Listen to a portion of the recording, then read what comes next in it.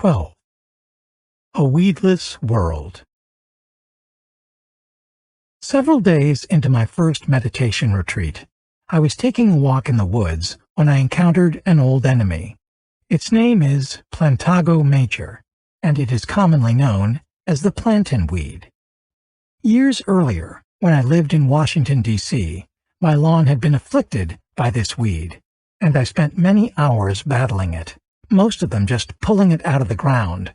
But sometimes I got so desperate that I'd use weed killer.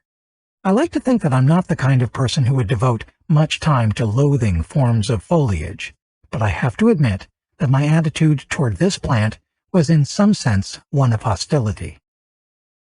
Yet now, on this meditation retreat, I was struck, for the first time ever, by the weed's beauty. Maybe I should be putting the word weed in quotes, because to see a weed as beautiful is to question whether it really should be called a weed. And that is the question I asked myself as I stood there looking at my former foe. Why was this green-leafed thing called a weed, whereas other nearby things that fit the same description weren't? I looked at those nearby things, and then at the weed, and found myself unable to answer the question. There seemed to be no objective visual criteria that distinguished the weeds from non-weeds. In retrospect, I guess I would call this my first close brush with the experience of emptiness. Maybe it wasn't as dramatic, and certainly it wasn't as pervasive and persistent as the experiences described in the previous chapter by Rodney Smith and Gary Weber. But it had the key characteristic of their experience. The weed was projecting its identity less strongly than it traditionally had. Though as visually discernible as ever, it was in some sense less dramatically marked off from the surrounding vegetation than before. It now lacked the essence of weed that had previously made it stand out from the other plants and seem uglier than they seemed. So essence matters. One minute you see a certain essence in something and you want to kill it, and the next minute the essence has vanished and you don't want to kill it. Of course, the stakes aren't all that high here. So far as I know, weeds aren't capable of pleasure or pain, so yanking one out of the ground isn't a grave moral transgression. Still, with weeds, more than with lamps or pencils or eyeglasses, we are approaching the realm of moral psychology, the realm of judgments about good and bad that have consequences for the way we treat other beings. And when the beings in question are sentient, human beings, for example, the stakes can be high. These moral stakes are the main reason I'm spending so much time on the doctrine of emptiness. At the root of the way we treat people, I think, is the essence we see them as having. So it matters whether these perceptions of essence are really true, or whether, as the doctrine of emptiness suggests, they are in some sense illusions.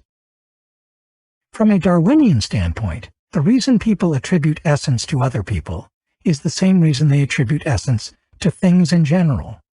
Fellow human beings, no less than food or tools or predators or shelter, were part of the environment in which we evolved. So natural selection designed us to react to them in particular ways, and it engineered those reactions by giving us feelings toward them, and those feelings give shape to the essence we sense in them.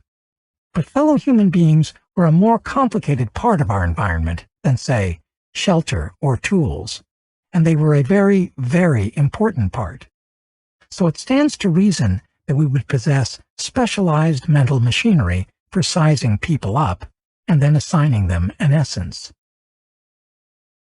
Our essence of person machinery. Decades of social psychology experiments have shed light on how that machinery works. For starters, it works fast.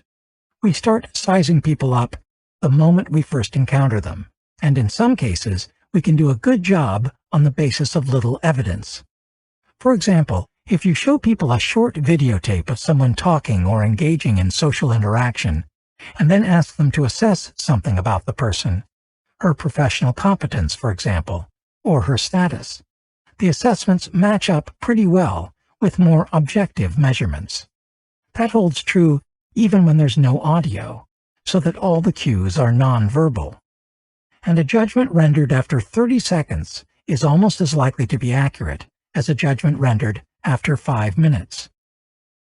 2 Harvard psychologists conducted a meta-analysis of dozens of these thin slice studies and concluded that, after a very brief observation, some stable underlying essence is picked up by judges. By judges, of course, they meant the people in the experiments who did the observing. But they might as well have been talking about all of us. Judging is what we're designed to do.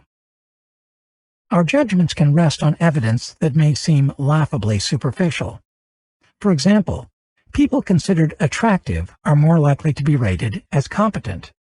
But this makes a certain kind of sense. Attractive people do seem to have an easier time getting their way socially, and being able to pull social levers can be a big part of competence. When it comes to making moral judgments, we don't put so much stock in looks. Attractive people aren't much more likely to be judged as having integrity or being considerate than unattractive people. That too makes sense, since there's no reason to think they are more considerate or conscientious. However, one thing judgments about moral fiber have in common with judgments about competence and status is that we often make them on the basis of a single data point. Though various experiments show this, there's no point in trotting one out. Just reflect on your own behavior. If you see a person stopping to help someone who is lying injured on the sidewalk, don't you think, "Oh, what a nice person"? If you see a person walking briskly past someone lying injured on the sidewalk, don't you think, "Oh, what a not-so-nice person"?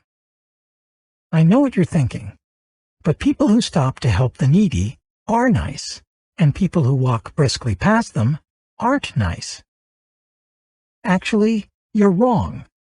A famous study published in 1973 showed as much. The study was conducted by 2 Princeton University psychologists, and it involved, for starters, setting up an opportunity for people to be Good Samaritans, to help a stranger in need. Here is how the psychologists described the scene they created. When the subject passed through the alley, the victim was sitting slumped in a doorway, head down, eyes closed, not moving. As the subject went by, the victim coughed twice and groaned, keeping his head down. Some of the experimental subjects stopped to help, and some didn't. If you'd been watching all this, you probably would have seen essence of good person in the former and essence of bad person in the latter. But there's actually a different explanation for why some helped and some didn't. The subjects of the experiment were students at Princeton Theological Seminary. They had been told that they had to go give a short impromptu talk in a nearby building. Some had been told they were late for the talk, while others were told they had time to spare. Of the former group, 10% stopped to help, and of the latter group, 63% stopped. So, seeing essence of good person in that 63% is misleading at best. It would be more accurate to see essence of not being in a hurry. Aside from degree of hurriedness, there was only one other variable that the experimenters manipulated. Half of the subjects, before heading over to give their talk, were told to read the Bible story of the Good Samaritan and then give their talk on that. The other half read a passage unrelated to altruism. It turns out that even reflecting on the Good Samaritan didn't increase the chances of being a Good Samaritan. This experiment fits into a large body of psychological literature about something called the fundamental attribution error. The word attribution refers to the tendency to explain people's behavior in terms of either dispositional factors, in other words, the kind of person they are, or situational factors, like whether they happen to be late for a talk. The word error refers to the fact that these attributions are often wrong, that we tend to underestimate the role of situation and overestimate the role of disposition. In other words, we're biased in favor of essence. The term fundamental attribution error was coined in 1977 by the psychologist Lee D. Ross, and its implications can be disorienting. For example, it's common to think of criminals and clergy as being two fundamentally different kinds of people. But Ross and fellow psychologist Richard Nisbett have suggested that we rethink this intuition. As they put it, clerics and criminals rarely face an identical or equivalent set of situational challenges. Rather, they place themselves, and are placed by others, in situations that differ precisely in ways that induce clergy to look, act, feel, and think rather consistently like clergy, and that induce criminals to look, act, feel, and think like criminals. The philosopher Gilbert Harman, after reviewing the literature on the fundamental attribution error, raised questions about the very existence of such character traits as honesty, benevolence, and friendliness. Since it is possible to explain our ordinary belief in character traits as deriving from certain illusions, he wrote, we must conclude that there is no empirical basis for the existence of character traits. This may sound like an extreme view, and certainly many scholars interpret the literature on attribution error less dramatically. Most psychologists who study these things will tell you that some personality traits are, in the average person, fairly stable over time. Still, there is no doubt that our attribution of moral essence to people, seeing them as nice, mean, friendly, unfriendly, does run ahead of the actual evidence. I have more than once seen someone in public behaving so rudely or inconsiderately that I immediately saw him as, and felt him as, bad. And I have more than once, when under great stress, behaved just as rudely and inconsiderately. Yet I did not consider myself bad, at least not essentially bad, even on later reflection. One reason I let myself off the hook is that I understand that the stress caused my bad behavior. It wasn't the real me who did the bad thing. But with other people, I'm less likely to ponder that possibility. That's what the fundamental attribution error is. I attribute their behavior to disposition, not situation. I locate the badness in them, not in environmental factors. It works for some people, but it doesn't work for me. I think the trouble starts at the beginning, when I'm supposed to direct loving kindness toward myself. In any event, I'm happy to say that for me, non-meta meditation, plain vanilla mindfulness meditation, has some of the effect that meta meditation is supposed to have. It tamps down my ill will and can even amp up my empathy.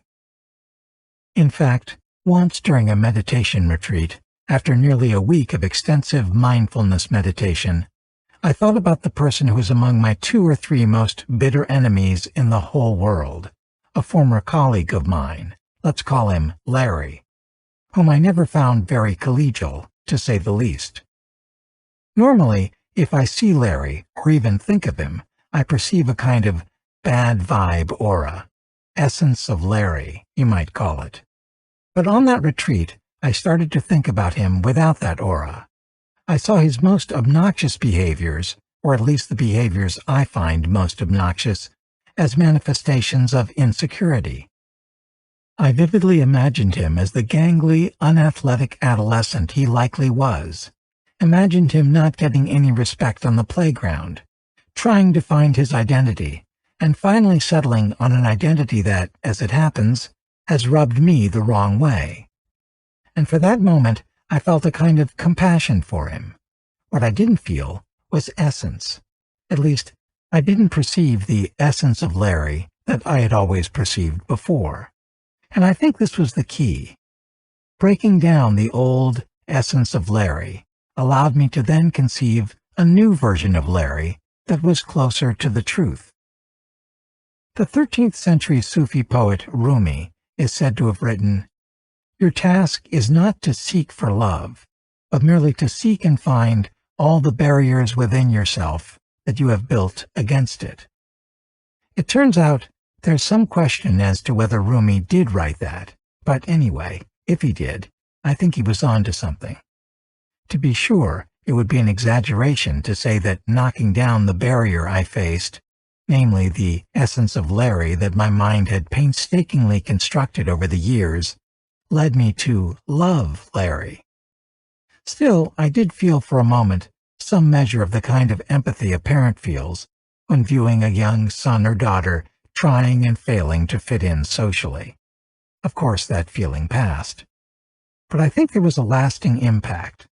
The next time I saw Larry, I shook hands with him and exchanged greetings, and for the first time in a long time, didn't feel like I was faking it. At least, I didn't feel like I was 100% faking. It was somewhere in the 40 to 50% range. On the same meditation retreat that led me to see a weed that lacked essence of weed, I also had an interesting encounter with a reptile. I was walking through the woods and, looking down, saw a lizard frozen in its tracks, presumably by the sight of me. As I watched it look around nervously and calculate its next move, my first thought was that the lizard's behavior was governed by a relatively simple algorithm. See large creature, freeze. If creature approaches, run. But then I realized that though my own behavioral algorithms are much more complicated than that, there could well be a being so intelligent that, to it, I looked as simple-minded as the lizard looks to me. The more I thought about it, the more that lizard and I seemed to have in common. We were both thrown into a world we didn't choose, under the guidance of behavioral algorithms we didn't choose, and were trying to make the best of the situation. I felt a kind of kinship with the lizard that I'd never felt with a lizard. As with my burst of compassion for Larry, my sense of kinship with this lizard didn't require loving-kindness meditation.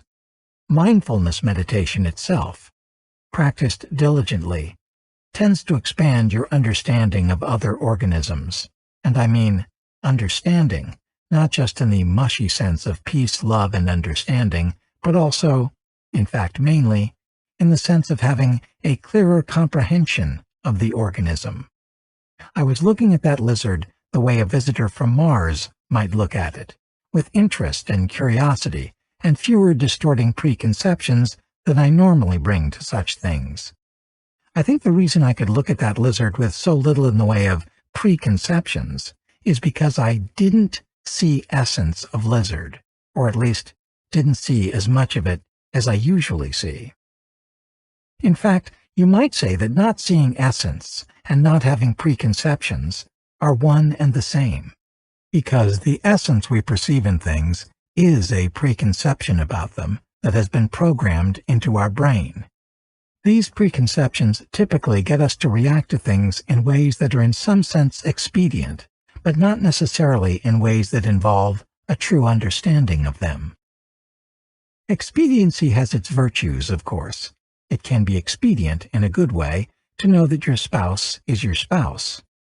So I wouldn't recommend relinquishing your sense of essence as thoroughly as Fred, the victim of Capgras delusion mentioned in the previous chapter. But that's not something you have to worry about anyway. I'm not aware of any meditators having taken things that far, not even those who seem to have gotten somewhere in the vicinity of enlightenment. Fred was useful in illustrating the link between essence and affect, but he's not useful in illustrating where the Dharma leads. Still, he does raise an interesting question about where the Dharma can lead. Even if it isn't going to lead you to where Fred was, to a point where you see so little essence that you can't figure out who is who, is it possible that it could lead you too far? Suppose, for example, that though you can still accurately identify your spouse as your spouse, you see less essence of spouse than you used to, and suppose your feelings change accordingly. Will that mean you love your spouse less deeply now? Or to take another example, will parents who meditate intensively come to love their offspring less intensely? Indeed, doesn't the whole Buddhist idea that you should let go of your attachments encourage, in some sense, less parental love, as we've always known parental love? If you ask the average meditation teacher a question like this, you'll hear something to the effect that, no, meditative practice won't negate your love or even subdue it, but may change its nature. Maybe, for example, parental love will become less possessive, and who knows, maybe that will produce a happier parent and a happier child than a more anxious, more controlling kind of love would produce. For practical purposes, that's a fair answer. So far as I can tell, enhanced personal relationships with kin and with non-kin are a much more likely result of meditative practice than the opposite. But suppose some meditation teacher, in response to this question about the prospect of diminished love, gave a less reassuring answer. Yes, if you meditate a whole lot, there's a chance that the actual magnitude of your love for your offspring will drop a bit. Would that scenario really be such a horrible one? Imagine a world in which affluent American parents showered slightly less devotion and concern on their children. And imagine they spent the time saved thinking about children who don't have parents at all and asking what they could do to help them. Would that be so bad? It's great that natural selection gave us the capacity for love and compassion and altruism, but that doesn't mean we have to accept natural selection's guidance on how to allocate these precious resources. I want to emphasize how hypothetical this is, this imagined trade-off between attention to the welfare of kin and of non-kin. The upshot of the standard, more reassuring answer to the question about diminished love is generally true. Don't worry, your family relationships will, on balance, be enriched as you follow the Dharma, even if, maybe especially if, you follow it a long way. Still, I don't want to gloss over this important point. From a moral perspective, the effect of your meditation practice on the people you already love isn't necessarily the only or even the central issue. There's a second moral question lurking here. What if meditation didn't lead you to allocate your compassion differently and perhaps more equitably, but somehow distanced you from feelings of compassion altogether, leaving you indifferent to the welfare of people broadly? After all, if meditation can drain things like hatred and resentment of motivating force, why couldn't it have a symmetrically subduing effect on the other side of the ledger? It could, and the fact that it tends not to is in a way puzzling. But tends not to doesn't mean never does, and this point is worth dwelling on. Taking some of the essence out of things is likely to make you a better person, but it's not guaranteed to make you a better person. Like the meditative path more generally, it can give you a perspective that is in some sense more detached, and can thus make self-control easier. But the world is full of horrible people who can summon detachment and self-control. Indeed, detachment and self-control have helped some of them become more adroitly horrible. There have been meditation teachers of great contemplative prowess who sexually exploited psychologically vulnerable students, including a famous teacher in Manhattan who became known as the Zen predator of the Upper East Side. It may even be that some of them, by viewing incipient pangs of guilt mindfully, eased internal resistance to their misbehavior.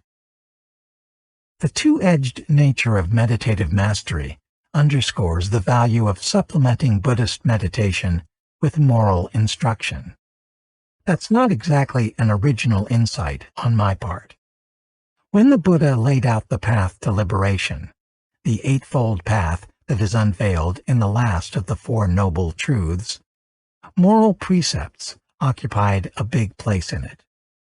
The idea wasn't that intensive meditation would by itself bring enlightenment in all its dimensions. Still, meditation is a crucial part of the program. One reason is that, as we'll explore more fully in Chapter 15, the insights into the nature of being that it fosters, including the apprehension of emptiness, do tend to bring moral insight, even if the link between meditating and becoming a better person isn't fully automatic. Another reason is that meditation can be used to cultivate virtues that counter our less laudatory tendencies. Though I've already admitted to not having a natural facility for loving-kindness meditation, I haven't given up on it, and I encourage everyone to try it. Party time. Enough sermonizing. Let's have some fun. Or can we? Another commonly raised concern about the Dharma is that it could take the joy out of life. This question came up in a discussion I had with Bhikkhu Bodhi, an American Buddhist monk who is well known in scholarly circles for having translated reams of Buddhist texts into English.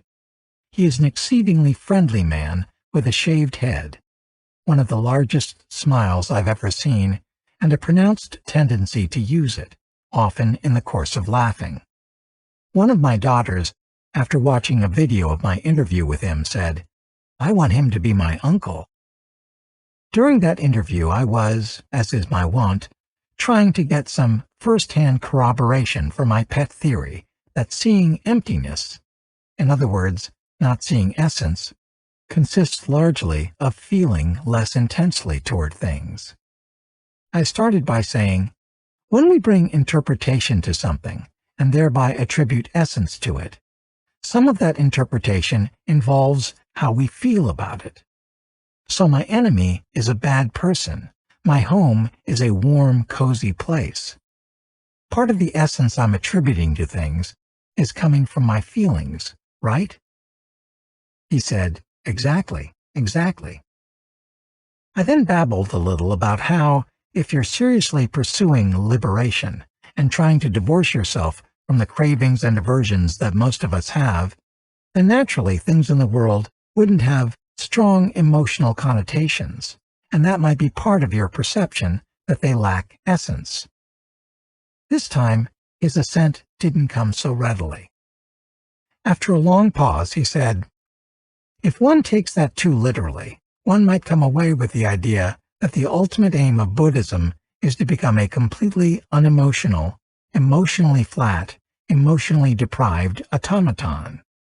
At this point, one of his epic smiles erupted.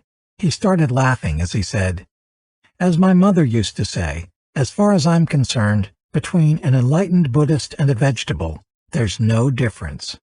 He reared his head back and laughed for a full 5 seconds before continuing to quote his mother. "Is this why you become a Buddhist monk? To become a vegetable?" Then he got serious again. But I would say that in my opinion, my experience, as one continues to practice the Buddhist path, it enriches the emotional life, so that one becomes emotionally more sensitive, more happy and joyful. And I would say that one can respond to things in the world in a freer, more happy, more delightful way. Makes sense to me. After all, one virtue of mindfulness meditation is that experiencing your feelings with care and clarity, rather than following them reflexively and uncritically, lets you choose which ones to follow, like, say, joy, delight, and love. And this selective engagement with feelings, this weakened obedience to them, can in principle include the feelings that shape the essence we see in things and people. I pressed Bhikkhu Bodhi a bit further on this affect and essence business. I said, doesn't part of the freedom come from the fact that you are not attaching these judgmental, affective connotations to things? In other words, not attributing essence so strongly to things can be a source of freedom. Nodding his head emphatically, he said, "Definitely."